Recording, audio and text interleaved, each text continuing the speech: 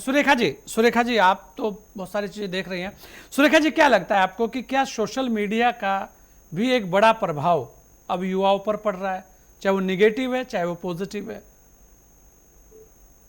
जी संजय जी, नमस्कार। नमस्कार और जी। पहले मैं न्यूज़ 10 का बहुत बहुत आभार व्यक्त करती हूँ कि आपने जो जेनजी का आंदोलन हुआ उसके बैकड्रॉप में ये परिचर्चा रखी।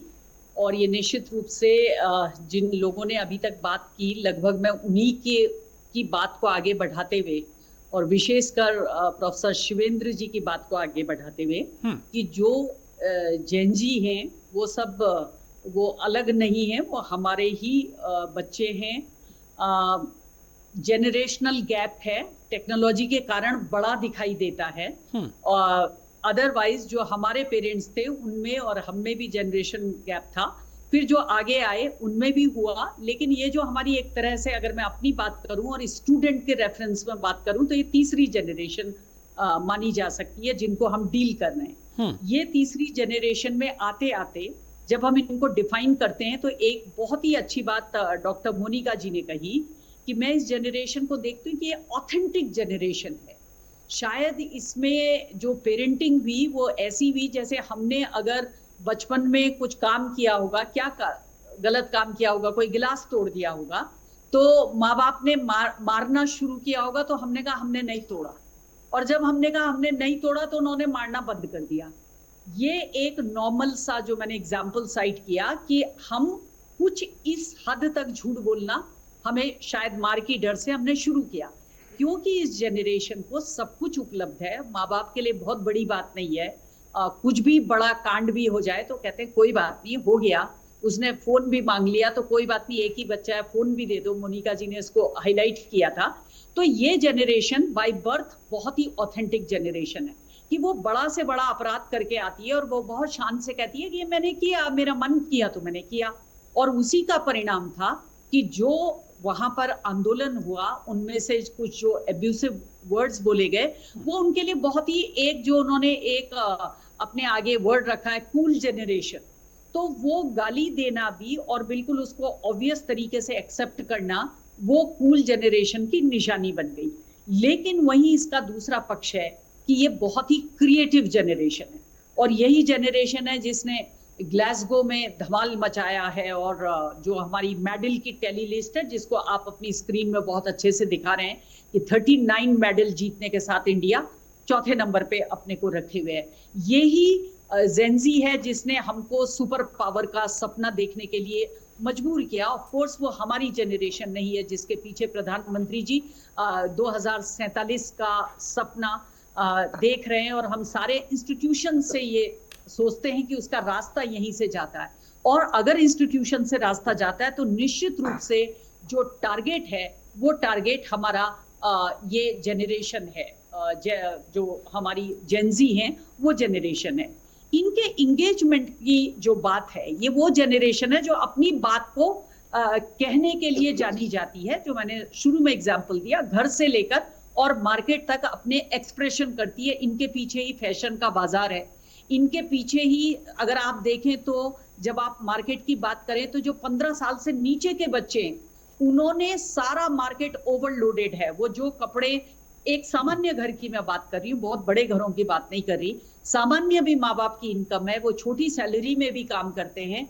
आप उनके बच्चों को भी पूछे तो वो जो एक बर्थडे में ड्रेस पहन रहे हैं वो दूसरे बर्थडे में नहीं पहन रहे। तो जो हमारे मार्केट भी आबाद हैं, गुलजार हैं, जो हम अपना ट्रिलियंस इकोनॉमी के ख्वाब देख रहे हैं, वो सब इनकी आकांक्षाओं के पीछे हम उन ख्वाबों को देख रहे हैं। और ये एक एस्पिरेशनल जनरेशन भी है, इनकी अपनी एस्पिरेशंस हैं। और अगर ये एस्पिरेशंस किसी की जॉब लेके हैं, किसी की डॉक्टर बन के हैं, किसी की इंजीनियर बन के हैं, तो मोनिका जी ने ये भी बताया कि they are well connected generation. जैसे ही उन्हें लगा कि हमारी जो एस्पिरेशंस है उसमें बाधा आ रही है या पेपर लीक हो रहे हैं, तो वो आपस में इकट्ठे हो गए। जब वो इकट्ठे हुए तो उसमें कुछ मिसगाइडेड बच्चे भी इकट्ठे हो गए, कुछ ऐसे लोग भी इकट्ठे हो गए जो मिसगाइड करने लगे। और वो मिसगाइड इस हद तक करने लगे कि उनको शायद ये भी नहीं बताया कि जो ऑनरेबल प्राइम मिनिस्टर है वो एक पोजीशन है, और प्राइम मिनिस्टर का मतलब होता है पूरा देश। और अगर आप पूरे देश को इस तरीके से जो लफ्ज उन्होंने इस्तेमाल किए या जो कूल जनरेशन के नाम पे इस्तेमाल किए, और मुझे बहुत ही ज्यादा मैं खुश थी, सेटिस्फाई थी कि जो लगभग 3 वीडियो माननीय प्रधानमंत्री जी ने, एक तो ये क्षमा वाला जो उनका वीडियो जो हमारी मिट्टी में है कि क्षमा बड़न को चाहिए छोटन को उत्पात, और उन्होंने वो उत्पाती बच्चों को जिस बड़ा दिल दिखाकर उन्होंने कहा कि अपने देश के बच्चे हैं, इनके पीछे हमारे सपने हैं, इनके पीछे भारत को एक सुपर पावर बनाना है, तो ये बच्चों को उन्होंने कहा कि ना मुकदमे करना हमारा उद्देश्य है, ना पुलिसिंग करना हमारा उद्देश्य है। और क्योंकि मेरे लिए कहा गया, मेरे माता के लिए कहा गया, मेरे बिल्कुल पर्सनल अटैक किए गए, इसलिए मुझे ही आगे आना है ये कहने के लिए कि मैंने माफ किया। एक बड़ा दिल ये दिखाया। जो रात को उन्होंने वीडियो बनाई जिसमें आपने कहा कि बहुत सारे लोगों ने उसका क्रिटिसिज्म किया, वो जो क्रिटिसिज्म किया मुझे लगता है कि वो इसलिए बेकार है। उन्होंने जो फ्रेंड्स करके बनाया, जब आप ये कहते हैं कि आज की जनरेशन, हमारे बच्चे, अगर 2 बच्चे हैं तो जो दूसरा बच्चा है वह जेनजी है, तो वो बच्चों को कैसे हैंडल करना पड़ता है ये हमको पता। और प्रधानमंत्री जी का इसलिए बहुत आभार है कि उन्होंने उसी टोन पे उनको हैंडल किया। जब बच्चे बड़ा क्राइम करके आ रहे हैं, मैं उन माँ बाप की स्थिति देखती हूँ कि यूनिवर्सिटी में हम रहते हैं, मेरे दरवाजे हमेशा पेरेंट्स के लिए खुले रहते हैं, और जब वो उनकी बातें लेके आते हैं कि हो गई बच्चे से गलती, अब हम क्या करें, और वो कहते हैं कि अब हम ये कहते हैं कि दोबारा नहीं करेगा, तो उनमें जो एक सहन शक्ति की पराकाष्ठा देखने को मिलती है, वो ही प्रधानमंत्री जी के वीडियोस से मिली कि उन्होंने उनके नजदीक जाने की कोशिश की, उन्होंने फ्रेंड्स करके संबोधित किया। और ये संबोधन बहुत बड़ा था। अगर हम विवेकानंद जी की 1893 की स्पीच को इसलिए याद करना चाहते हैं कि उन्होंने sisters and brothers of America कहा, तो वो जो शब्द है वो केवल प्रतीकात्मक नहीं होते, वो सेंचुरीज तक अपना असर छोड़ते हैं। तो अगर उन्होंने जेनजीज के साथ खड़े होने के लिए उनसे कहा कि वो मेरे दोस्त हैं और मुझ पे आके बात कर सकते हैं, मुझसे बात कर सकते हैं, तो निश्चित रूप से ये एक सरकार की ओर से एक बहुत सकारात्मक पहल थी। और संजय जी, मेरा हमेशा मानना है, जैसे कि हमारे पंतनगर के वाइस चांसलर का और जितने भी हमारे पैनलिस्ट इसमें जुड़े थे, उनका मानना है कि यही वो बच्चे हैं जिनसे हम अब ये संस्थाओं की ड्यूटी बनती है कि आप उनका इंगेजमेंट कैसे करते हैं। क्या आप अपने इनपुट, प्रोसेस और आउटकम को सही कर रहे हैं यूनिवर्सिटीज में? आप टीचिंग एंड लर्निंग को इंगेजिंग बना रहे हैं या उनके ऊपर पुलिसिंग कर रहे हैं कि वो क्लास में आए?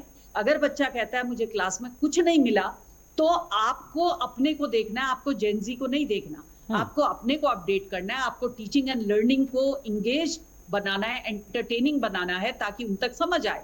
ये वही जनरेशन है जो कमाल करती है, और जब ये कमाल करती है तो पूरा देश इसके लिए गौरवान्वित होता है। जब ये गोल्ड मेडल लाती है पूरा देश गौरवान्वित होता है। स्टार्टअप्स की बात करी थी, शायद मोनिका जी ने ही करी थी, कि सारे बच्चे हमारे पास आते हैं कि हमारा आइडिया, इसको इंक्यूबेट करिए।